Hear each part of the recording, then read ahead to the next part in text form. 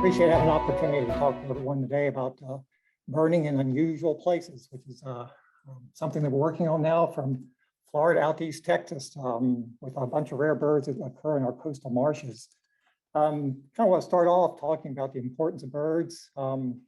This is really one of the fastest growing outdoor activities we've got in North America.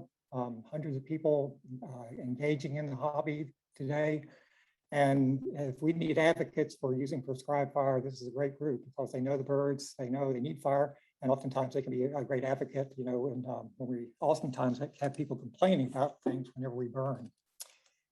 These coastal marshes we talk about are right adjacent to the upland pines we call the high marshes, things that are grade from right along the creek side where we have certain plant species working all the way up to the uplands where we've got pines and oaks and things. But there's these high marshes that are just down from the pinelands that are very, not very inundated very regularly. And fires probably move through these areas very frequently, burning out of the uplands and feathering into the high marsh areas. And that's an important area for a lot of rare species that we're kind of focused on as part of this project. Two in particular, the mottled duck and black rail use these high marsh areas a lot. We don't have a lot of mottled ducks in Northwest Florida or Alabama, but they become more common out in Louisiana and Texas. And they're using these areas that are right along the what we call the high marsh areas that burn pretty regularly, probably historically. Usually when we talk about these marsh areas, they suffer from the same problems we have in some of our pinelands. You know, they're grass-dominated communities, and when you take fire out of the equation, they start being overrun with wax myrtles, shrubs, and brushy things that these grassland-loving birds don't tolerate very well. And so burning is very important to maintaining that grass dominance in these areas that a lot of these species make use of. Unfortunately, we don't know very much about the season or the frequency with which these areas need to be burned. There's only been a couple of studies done in the Gulf Coast area for how quickly the vegetation sort of gets, how quickly species leave an area after fire has been applied or how quickly they come in. And basically, we're kind of shooting in the dark as to how frequently these areas must burn. Recommendations from once every 2 years to once every 10 years for some of these coastal marshes. One of the species of real high profile is using this areas right now is the eastern black rail. It's the latest species added to the list of endangered species in North America. This is very small, it's about the size of your fist and occurs in these coastal marshes, and it's been declining precipitously throughout its range and is actually projected that it may become extinct within the next 60 years. We've been doing some work in Florida looking for the black rails. They love these coastal areas. We've been doing a lot of counts, going out at night, playing a rails call and then listening carefully for when one responds. We've done this a bunch of different places, and we're finding that the rails love burned areas. 50% of these places where we've had the rails were burned within the previous 18 months. So there's something going on there with these rails, like these areas that are burned. We don't know how long they use the area after burn, whether they go up for 4 years or 5 years, but we know that they're using these recently burned areas and pretty regularly.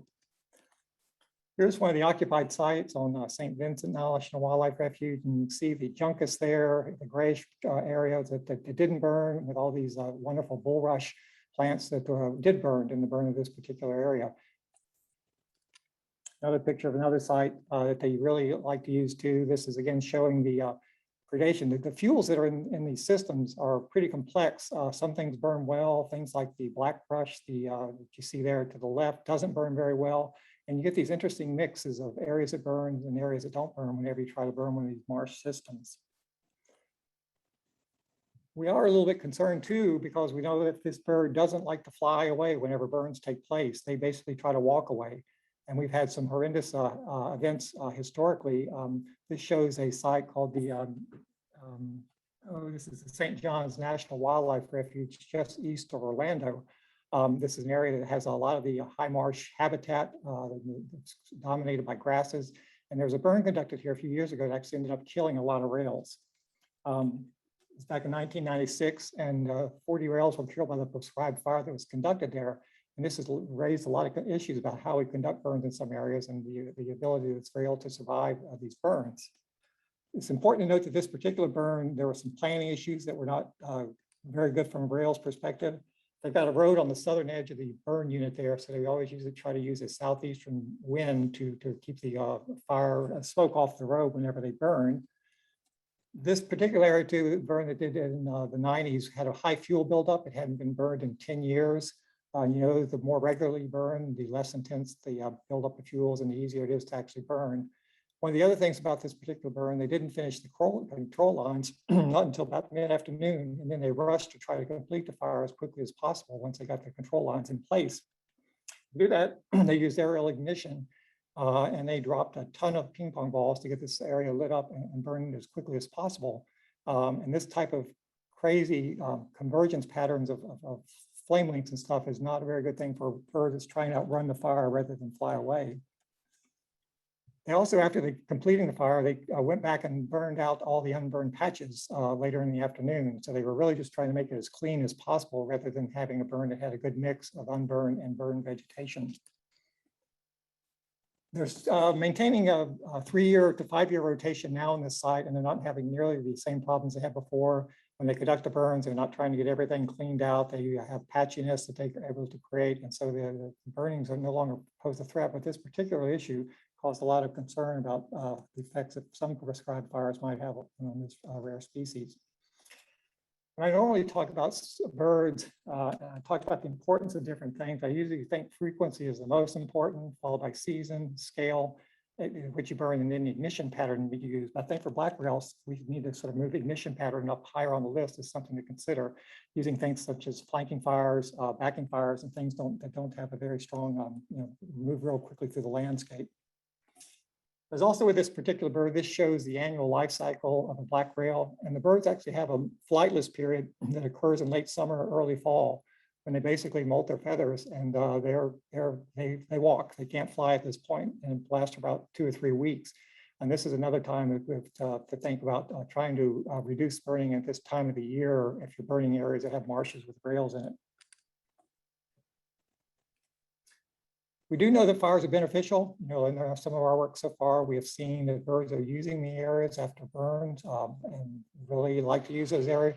The grass is not very cluttered up at the ground level. It allows them a wonderful place to kind of walk through without things being too choked up. So in burning for this bird, just try to avoid those late summer months when that flightless period occurs. Pick conditions where patchiness will be enhanced, also using ignition techniques that will sort of promote patchiness once the burn's in place. Flanking and backing fires, for example, rather than fast-moving head fires. And particular importance is avoid the multiple flame conversion patterns if you can. So, a couple strip fires, backing fires rather than a bunch of strip fires would help out the bird tremendously. One of the other birds we're working with on this particular project is mottled duck. Again, there aren't many mottled ducks in Alabama, but they are further more common out west in Texas. And this just shows this bird really likes to, it basically shows a number of calendars of mottled ducks and black rails out in Texas as a function of the year since the site was burned. Black rails being a little more sensitive, liking the fires in that sort of 1 to 3 year range, and mottled ducks liking a broader suite of conditions. For this particular project, we're going to be comparing a 2-year return interval in these marshes versus a 5-year return interval to see how the black rails respond to that and the mottled ducks there. We're just getting started. We're looking for sites to put these burns in place, but for the next 5 years, we're going to be looking at these sort of effects on large scale. Some of the other species that are out there in these marshes include seaside sparrow. This is a pretty rare bird. It's restricted to marshes or along the coast, and it's one of the species that is kind of concerned because of the rising shorelines or sea levels throughout the range. It also is pretty rare. It's restricted to the sea coastline and doesn't occur far inland. A lot of the areas we've been working with this bird, they do like to go almost right next to the water in their distribution. In these coastal marshes, they're a little more tolerant of some of the juncus areas that these black rails don't like so much. In our Big Bend, Florida portion of Florida, there's about 10,000 of these birds. We've been working particularly looking at this bird on Mallard Slough at St. Vincent National Wildlife Refuge, which is just about 70 miles southwest of Tallahassee. This is a refuge that they burn real regularly. They burn this Mallard Slough in a biennial manner. Every other year, 1/2 of the marsh gets burned. And we've been looking at seaside sparrows' response to that. Basically, they really like to have use the area the very first year right after burn. Their abundance is about twice as high the first year after burn compared to the second year after the burn.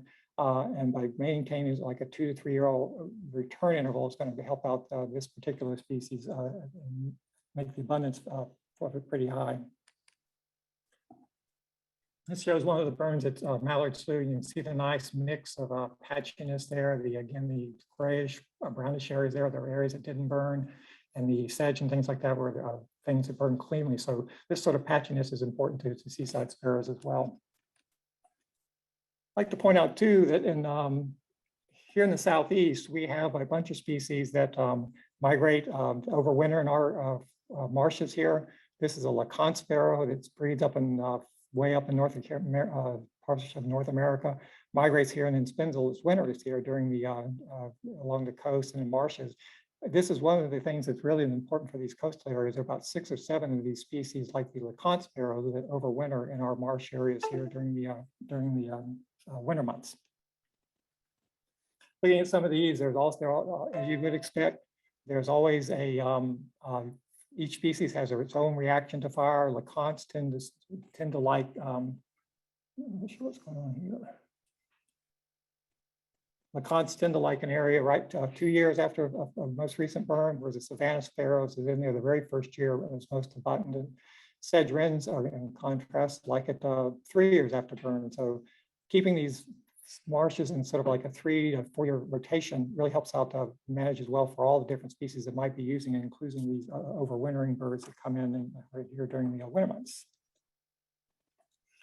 Now, as part of this project, we really want to have involved buy-in by the land managers out there, the people actually doing the work. And for those of you who are interested, we've worked up a little outreach project here, distribute around to people who are actually conducting fires, talking about the project and how this is going to help out a lot of rare species along our coast here.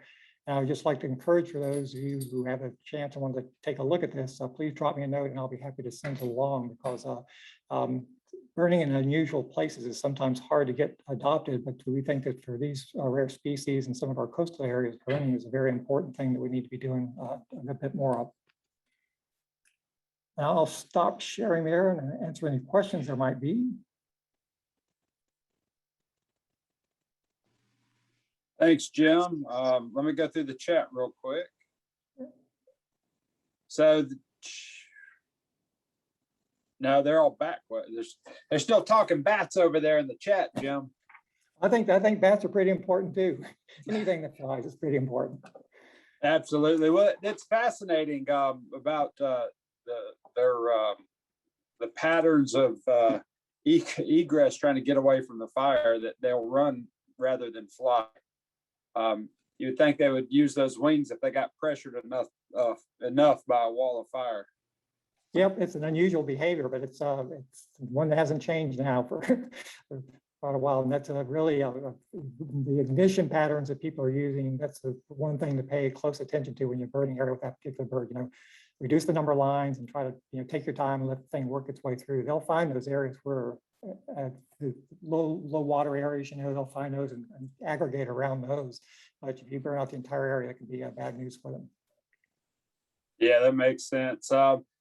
John McGuire is talking, or he says some coastal marshes are being burned in Alabama. Is anyone monitoring rails in Alabama post-fire? Yes, we have a group that's at Mississippi State that's handling the Mississippi and Alabama component of this project. So yeah, I passed along the information that John provided me about some of these marshes being burned here, and they're checking in on that for sure. Wonderful.